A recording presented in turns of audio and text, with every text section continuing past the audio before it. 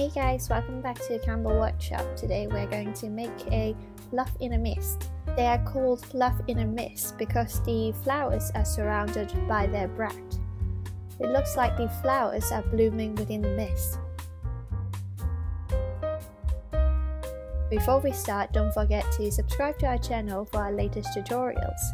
If you like what we're doing, you can also join our not so secretive community on Patreon to get your templates, link in the description.